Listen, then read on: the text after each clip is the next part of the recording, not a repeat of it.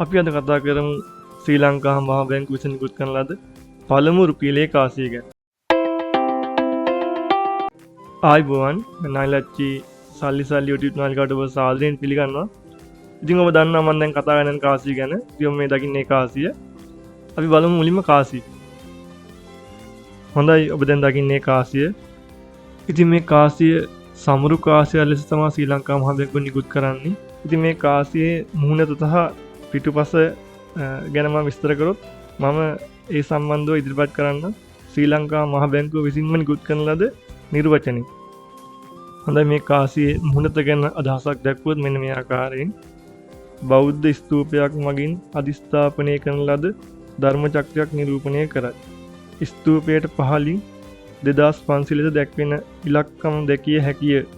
ධර්ම චක්‍රයෙන් බුදුරුවගේ ඉගැන්වීම් පිළිබඳව කියවන අතර මේ වන විට එය බුදුදහමේ විශ්ව සංකේතයේ බවට පත්ව ඇත. ඒ වගේම කාසියේ පිටුපස ගැන අදහසක් දැක්වුවොත් මෙන්න මේ ආකාරයෙන් අපිට අදහස දක්වන්න පුළුවන්.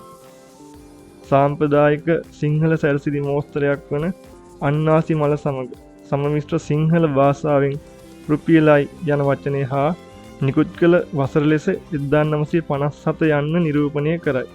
සිංහල භාෂාවෙන් ශ්‍රී ලංකා හා බුද්ධ ජයන්ති යන පාට අනුපිළිවෙලට ඉහළින් හා පහළින් දක්වා ඇති අතර මුහුණත වටිනාකමද දෙමළ හා ඉංග්‍රීසි භාෂාවෙන් කැටයම් කර ඇත. හොඳයි අපි දැන් මේ කාසිය විස්තර ගැන කතා කරමු. ඉතින් මේ වටිනාකම රුපියලක් වන කාසිය නිකුත් කරන්නේ බුදුහාමුදුරුව පිරිනුවන් පාලා වසර 2500 පිරීම නිමිත්තෙන්. හොඳයි මේ කාසියේ විශාලත්වය ගැන කතා කරොත් මේ කාසියේ විස්කම්භය 28.5 මිලිමීටර්. ඒ වගේම ඝනකම ආසන්න වශයෙන් මිලිමීටර් 2ක්.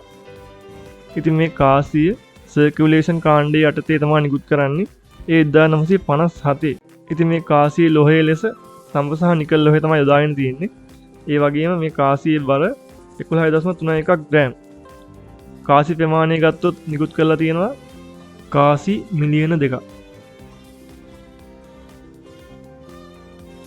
ඉතින් මේ තමයි මේ කාසියේ විස්තරය. ඉතින් මේ වගේ අලුත් කාසික තොරතුරු සමග හමු වෙමු. එතෙක් ඔබට ආයුබෝවන් වේවා.